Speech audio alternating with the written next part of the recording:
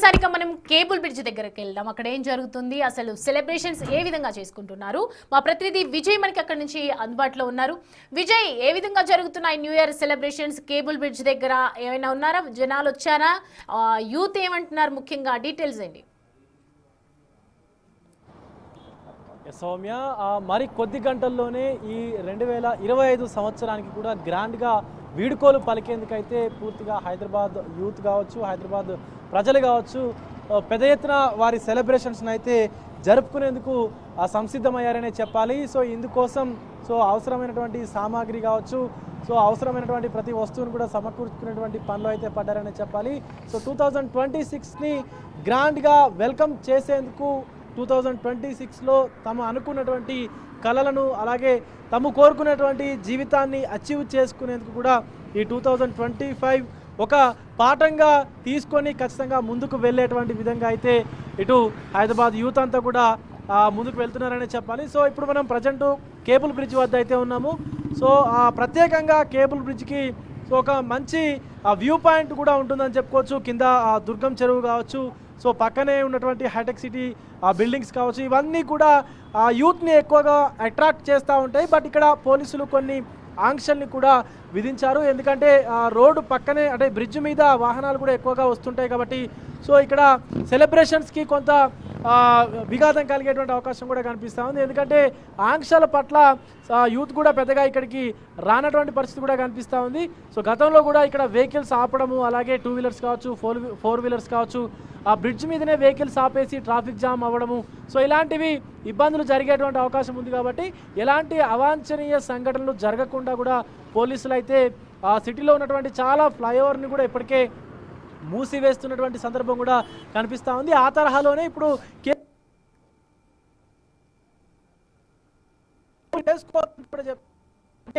ఇప్పుడు ట్రాఫిక్ ఎక్కువగా ఉండేటువంటి పరిస్థితులు కూడా ఉన్నాయి కాబట్టి ఇలాంటి సమయంలో దీని మీద బ్రిడ్జ్ మీద సెలబ్రేషన్స్కి అయితే అనుమతులు పోలీసులు ఇవ్వలేదనే చెప్పాలి.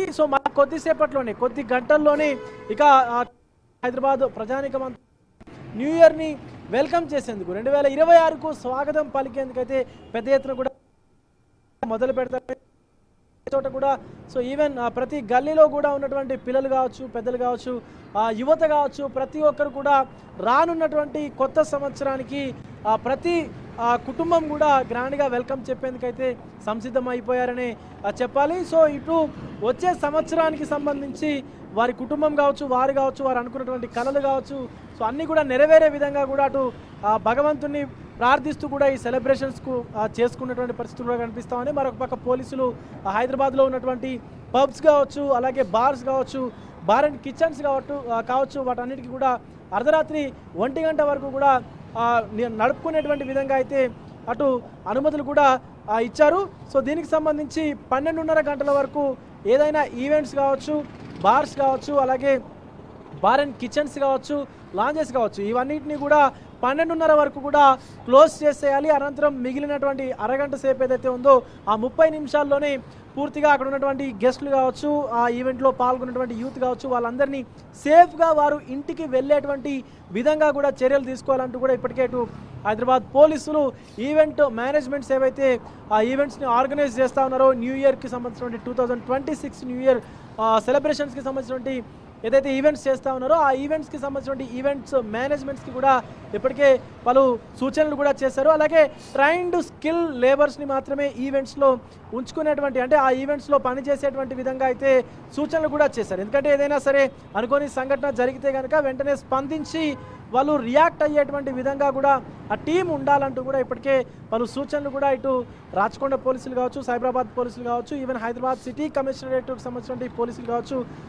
గతంలో 10 రోజుల క్రితమే ఈవెంట్స్ ఆర్గనైజర్స్కి, అలాగే బార్ అండ్ కిచెన్స్కి సంబంధించినటువంటి ఎవరైతే ఓనర్స్ ఉంటారో వాళ్ళందరికీ కూడా ఇప్పటికే పంపించారు. ఎందుకంటే గతంలో గోవాలో ఒక ఇన్సిడెంట్ జరిగింది కాబట్టి ఏదైనా సరే ఖచ్చితంగా ఫైర్ యాక్సిడెంట్కి సంబంధించి ఏదైనా అవాంఛనీయ ఘటన జరిగితే కనుక వెంటనే స్పందించేటువంటి విధంగా కూడా అక్కడ ఫైర్ సిస్టమ్ అంతా కూడా ఉండాలి, ఫైర్ మేనేజ్మెంట్ కూడా ఉండాలి. పెద్ద పెద్ద ఈవెంట్స్ జరిగితే కనుక ఆ ఫైర్ మేనేజ్మెంట్ లేకపోతే తక్షణ చర్యలు వాళ్ళ మీద తీసుకునేటువంటి అవకాశం కూడా కనిపిస్తూ ఉంది.